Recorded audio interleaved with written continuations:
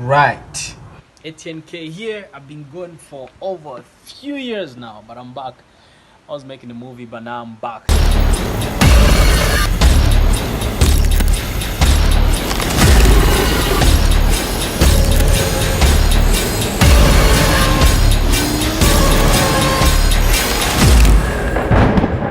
And the first project I'm posting is a documentary I did about Scotland, because I've been living in Scotland for almost 9 years now, and I got commissioned by the government to do some project based on people who've been living in Scotland in the last 20 years, how they see Scotland now and how they think Scotland is going to change in the next 20 to 25 years. So I was really privileged to interview some really top people, including the First Minister of Scotland. So you watch it and I hope you enjoy it.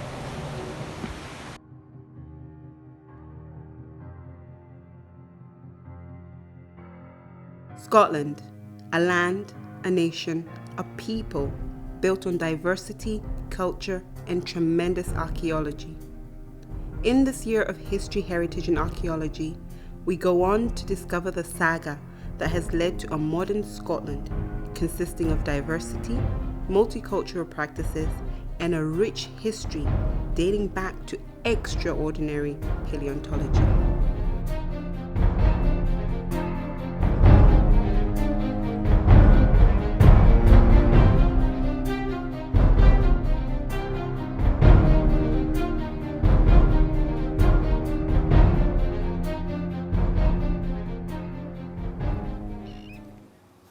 I'm a writer and broadcaster, and over the years I've done programmes about people coming to live in Scotland and Scots going to live elsewhere in the world. Modern Scotland's story is rich in history.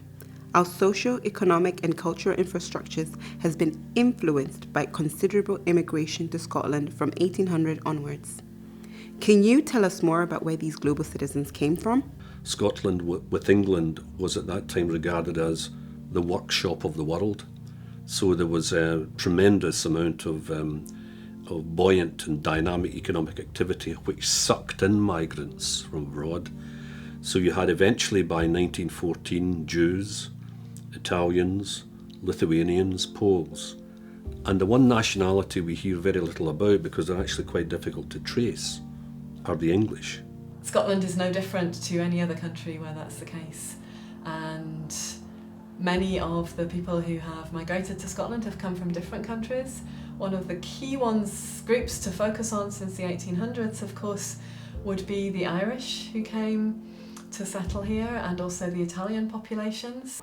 Great examples of cultural success in Scotland have come from mixing up traditions and cultures from around the world. So with Africa in Motion, we want to highlight, look at the legacy of the slave trade and how that influenced Scottish society. I think, especially in Glasgow and in Edinburgh, I think people don't realise that they were two of the main hubs involved in the slave trade.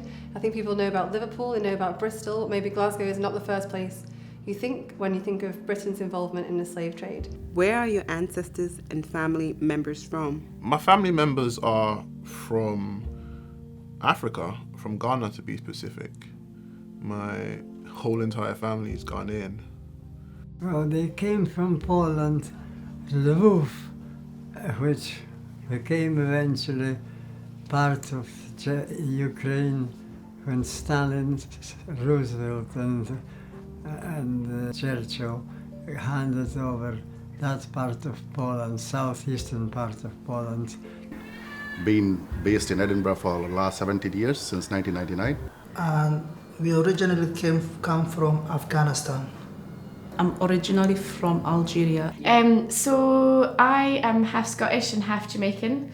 On my mum's side, so my mum's Scottish, and some of the family are Scottish-Irish, so they've been, I guess, maybe second generation for her, but then also my grandmother's family lived in Scotland for a very long time. I am half Guyanese and half English. I moved to Scotland 10 years ago to study at university. I was born in Guyana in the Caribbean, and me and my family moved to England in 1990. I'm born in England and my parents are from the Caribbean. My dad is from Barbados and my mum is from St. Vincent. Originally I came from Russia, from Urals mountain, which is not far from Siberia. It's the edge of Siberia. To begin with, Scotland has always been a multilingual and multicultural society.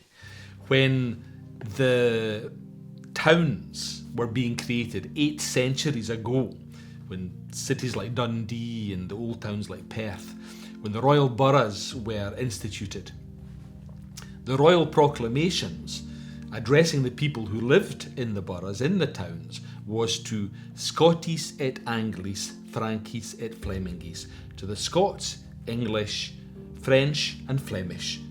The thing to bear in mind is, A, it was big. You know, there was about almost 250,000 first generation Irish in Scotland by 1900.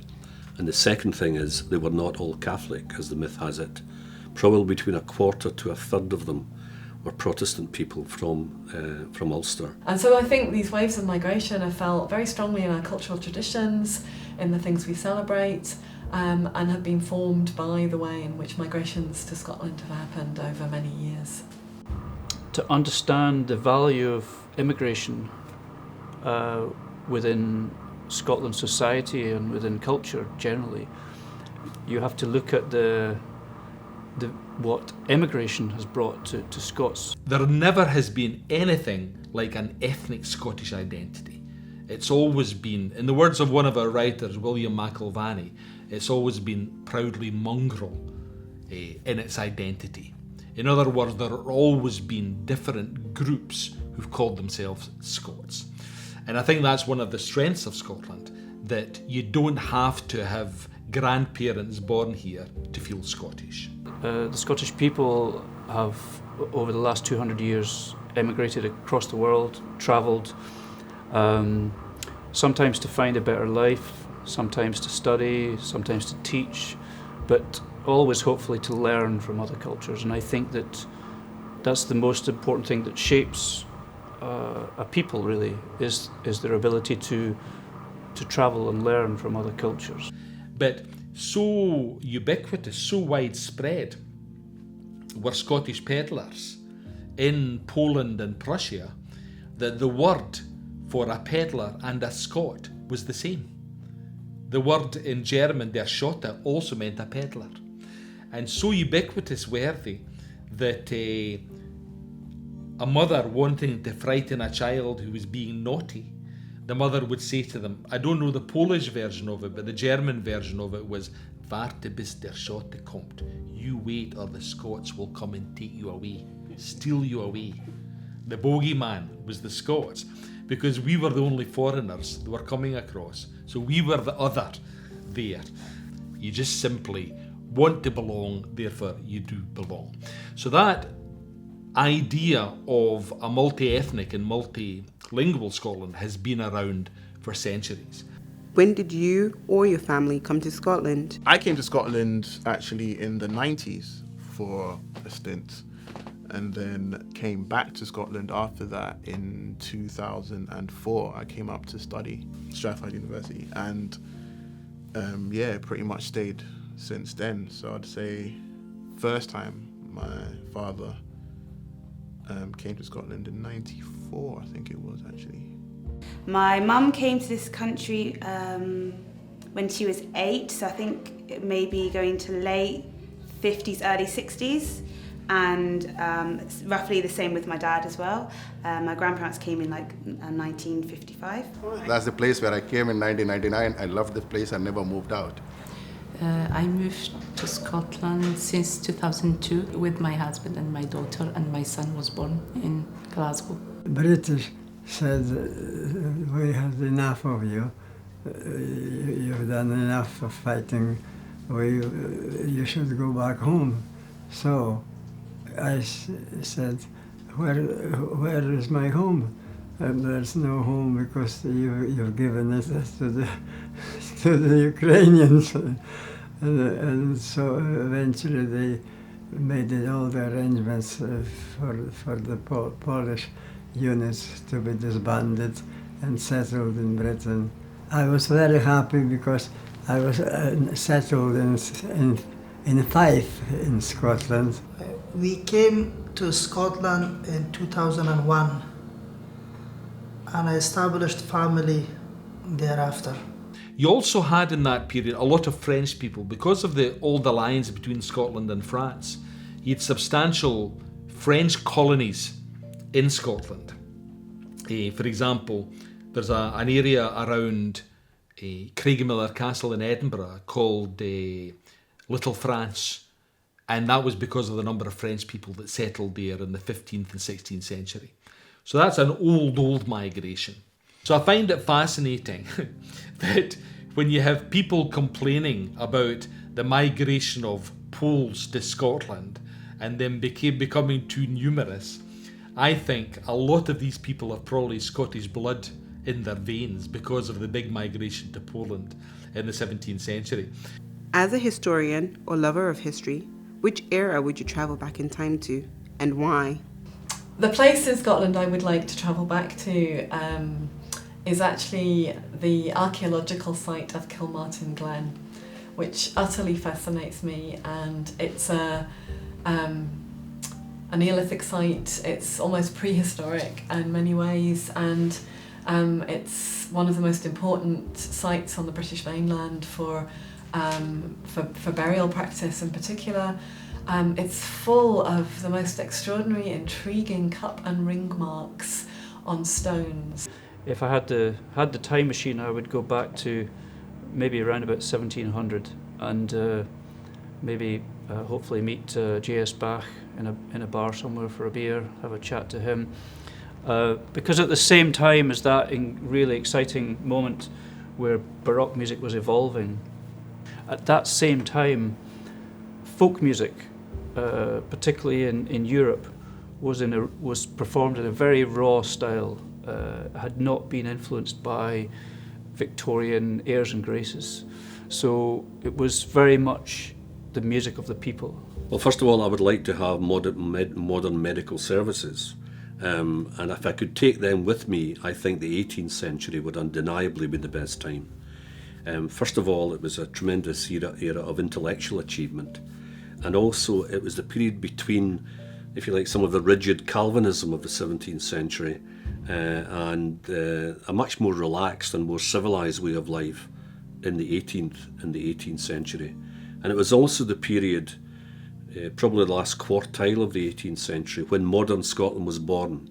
That's when you have the Enlightenment, the origins of the agricultural revolution, the beginnings of Highland change, and above all, of course, industrialisation and urbanisation. It was an amazingly exciting time, and not only that, as far as a personal and selfish personal perspective, the professoriate of the universities were regarded as the intellectual aristocracy of the country. Several incidents I'd love to have been a witness of. One is the marriage of our King James V to Madeleine de Valois, which took place in Notre Dame Cathedral. In Scotland, the period I would love to have been in Scotland was when Robert Burns and the poet Robert Ferguson, late 18th century, the period of the Enlightenment in Scotland, where someone described Edinburgh as being a place where you could stand in the high street and within an hour you could meet 50 men of genius and shake them by the hand. I'd say the 1960s. It's an era that, I guess, in Western society and in many societies across the world represents freedom and liberation. So in America and in the UK there was the hippie movement, which is like free-spirited, free living. There's also a lot of demands for women's rights, and then also across Africa there was the freedom from colonization. Of a lot of African countries reached liberation in the 1960s. Outside of your personal experience, are there any historical links between where you come from and Scotland?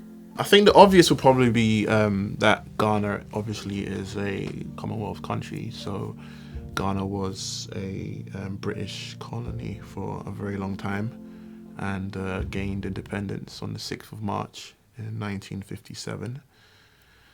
So I think that would be the most obvious historical link between the two countries. I've got a strange feeling, don't quote me, but I think ex-President Jerry John Rawlings is half Scottish. I'm not sure, but yeah, maybe. I think those are like the historical links between Ghana and Scotland. India was ruled by British for 200 years or so. There were certain aspects of education and other things which is there in India. The driving, we drive on the left just like here, so those things are similar. But in terms of differences, yes, there are quite a drastic difference. And India is also not a monolithic culture. You go from one part of India to the other, there are different cultures. The Caribbean is historically linked to Scotland through the Atlantic slave trade. My name is Ashanti because my family were actually originally from Ghana, and I think a little bit of that is people that were brought from the Ashanti tribe in Ghana over to Guyana via the Atlantic slave trade. And then also some of the largest plantations in Guyana were actually Scottish. So you find quite a lot of Scottish heritage in Guyana, which is really interesting and strange to see it there. And I guess you find a lot of Caribbean heritage here, like in the food that we eat and the names of the streets in Glasgow. Without Scotland, Russia would be not the same, because when I research the history, I find out a lot of kings, for example, Ivan the Terrible, and also Peter I, and the Tsars who was after them, they have got a lot of links with Scotland. Scotland's diverse communities have helped form the tartan of the nation. Integration is very important. Where do you see Scotland in the next 50 years? And what can be done to champion integration predicated on celebrating diversity? By referring to the culture and the history. In a way, not to integrate is against the Scottish tradition. There's a wonderful poem by Hugh MacDiarmid, which has 2 lines in it, which I often quote, and it is, "To be yourself and to make that worth being, nae harder job to mortals has been given."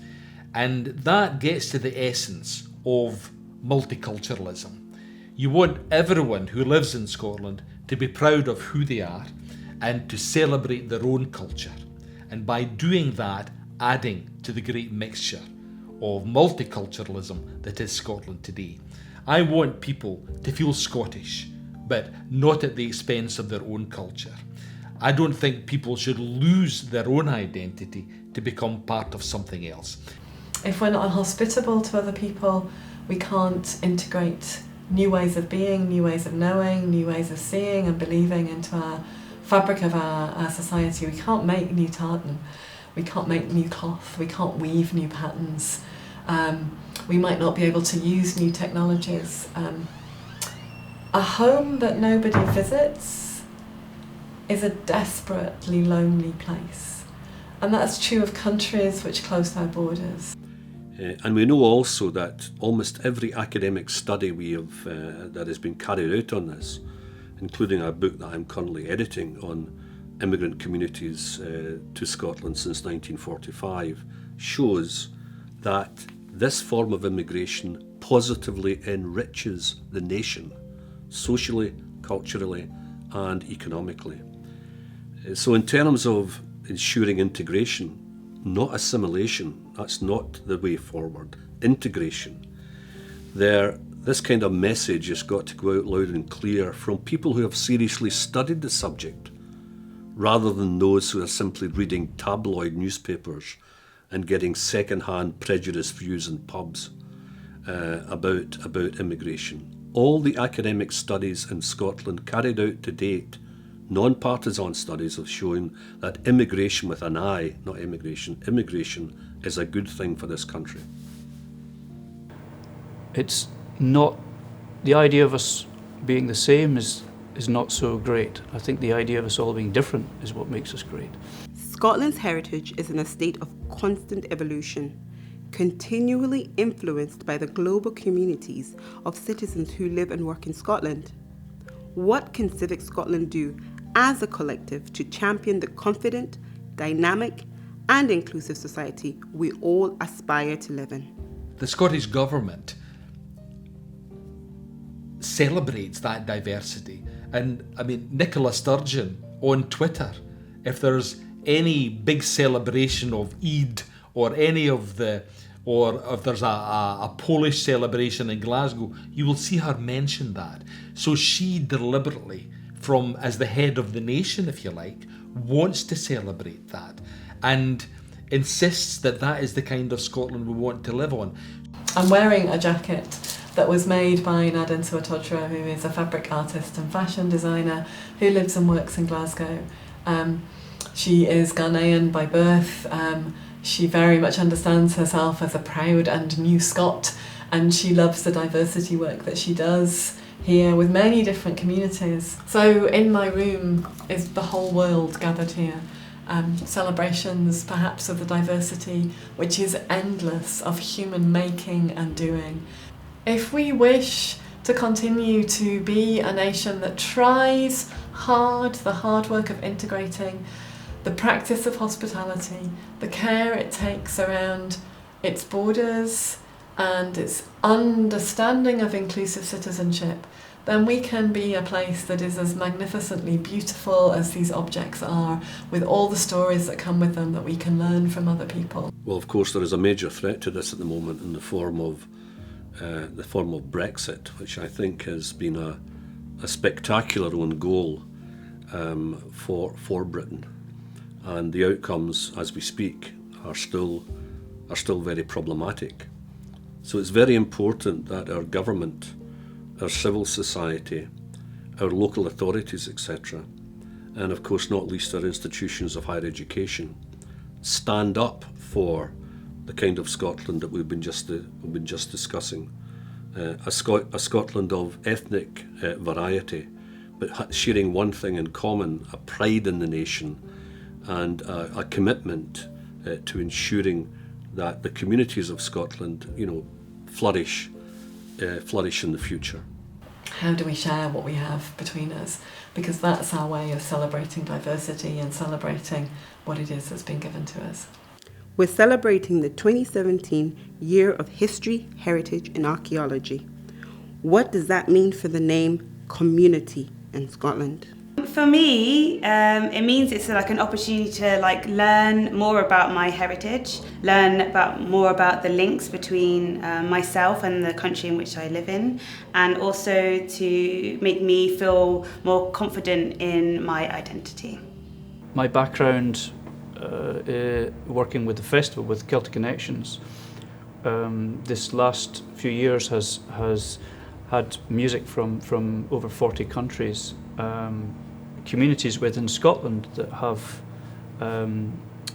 integrated musicians from all around the world. Culturally, we need to think about social cohesion in a way that is positive for not only inhabitants of Scotland that have been here all their lives, but also incoming people. We believe that Scotland's diverse communities are a huge asset to our shared nation.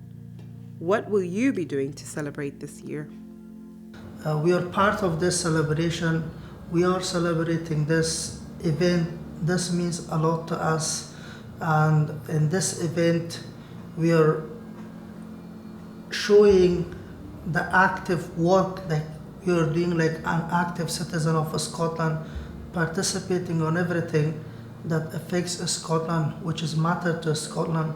Because we live here, our family live in here, and we feel it's very, very important that we know about the history, heritage, and about Scotland. Our children knows about these values as well.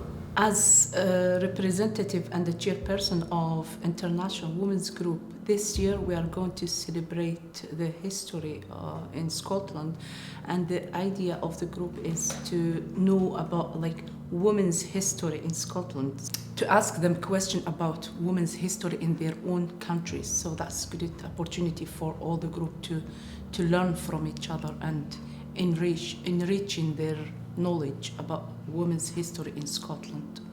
Who or what is your favorite historical figure or event? It can be anyone at any time across the world.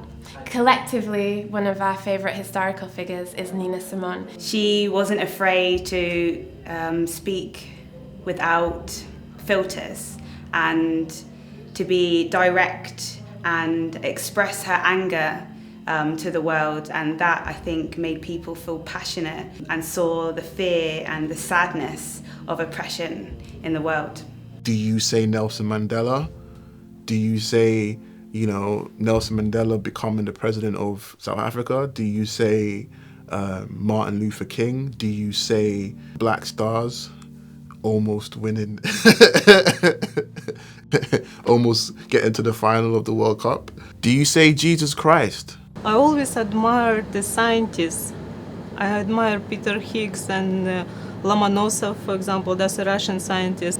And I always admire people who can stand by what they're saying, who can persist whatever their aims are.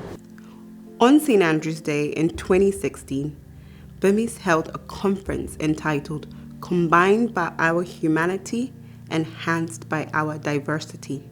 What does that statement mean to you? I think that statement to me means that you learn more from others, you learn from different cultures. It helps you to grow as a person, to expand your sense of place in the world, expand how you understand how different people live across the world. St. Andrews, a historical figure of Scotland. Our children, our family, our community must know about Scottish value while we are living in here, because we believe we are an active citizen, we are equal, we are Scottish. I would hope the kind of Scotland I want would celebrate that kind of statement, and I hope that tradition, which has been part of Scotland's DNA for at least 8 centuries, will continue into the 21st and 22nd centuries. To me, it means that we're all people first, right? I think that's what makes Scotland a very special place, that we celebrate the fact that we're all human. So we celebrate our humanness, and celebrate our humanness is about celebrating, our differences, our weaknesses, and loving each other. And I think I've found that a lot in Scotland. Combining our hospitality and celebrating our diversity, we become more than just the roles we perform. So I become more than simply a professor at the University of Glasgow. I become somebody who has climbed a mountain, or who lives near a river, or who has a mum and dad and a daughter. And that makes me accessible as a human being. It takes the borders away that can often attract to roles, particularly elite roles like my own. And it allows people to encounter me as somebody who they can understand as a human being just like themselves. We're all the same, but our differences is what makes us all unique and special, and it makes the world a really great place. Yeah. There's people who have Scottish roots who are from Jamaica, as well as obviously African roots. It's just a melting pot of different cultures, really. And like us three, we're a melting pot of the Caribbean and Scotland. Yeah. Well, I mean, it sums up my own thinking on, if you like, the immigration and population history of Scotland. You've got to remember that probably until the 1980s and 1990s, there was a kind of bland uniformity in Scotland, in the sense that the migrations that were occurring were from particular cultures, usually white. But now we've got a tremendous range of people coming in. I mean, I've actually heard there is a school in one part of Glasgow, a Catholic school, where there's 45 different nationalities in that small primary. Obviously that poses challenges for teachers, but it's a wonderful melting pot for children growing up with that range of cultural influences. I hope that this particular wave of migrants will not have that experience, and the Scots in the future will look back as seeing this as a period, as a process which has actually enriched the nation in the ways I said before, culturally, economically, in other ways as well. We all come from different parts of the world, and we have different culture, different upbringing, different kind of beliefs and religion, and we have got all type of different tradition. But I think we should exchange our views, we should exchange our experience, and we should help each other, and we should show each other how we can make this world better. For us to reconcile with our pasts and our differences, we need to make sure that the people who are implicated and who have the most knowledge by experience of injustice are in the room all the time, not just for one token meeting or one conference, but all the time in the work they do. It's one of the reasons why I really enjoy working with BEMIS, because that's what I see practiced as a principle of human rights all the time. Finally, what does Scotland mean to you? Actually, Scotland meant everything to me, because I was always did something that was improved my Scottish part of life.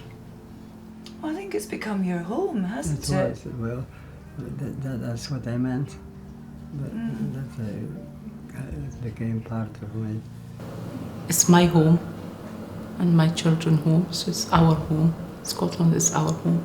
Scotland has inspired me a lot. You know, I've spent a lot of very important years of my life in Scotland, so it's inspired me, and it's kind of structured the way, you know, I've grown up. Home. Scotland means home to me. Scotland is my home, my children's home. It's mean home.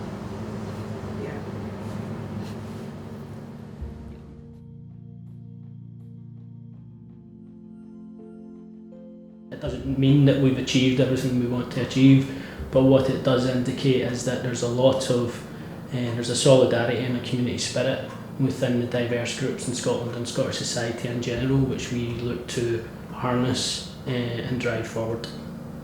One of the biggest mistakes that minorities have functioned in the past is to allow their ethnicities to operate above their citizenship.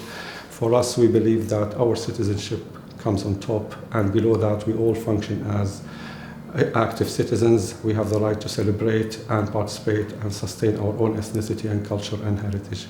However, participation in the themed years is one of the areas where we can progress participative democracy for the diverse communities, and we enable their platform to function as active citizens, and we pride ourselves in Scotland in this setting. The 2017 Year of History, Heritage and Archaeology enables Scotland to celebrate a rich tapestry of experiences, stories and traditions which reflect our unique cultural landscape.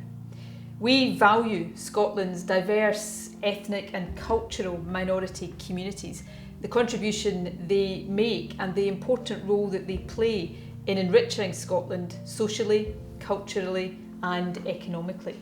And of course, in 2017, Scotland has never been more diverse.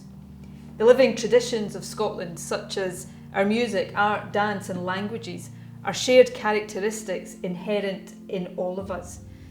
Our celebration of Scotland's history and heritage encompasses our diverse, multi-generational Asian, Arab, African, European and global citizens who have helped shape Scotland's destiny and who contribute with vigour to our evolving, living traditions and our inclusive national identity.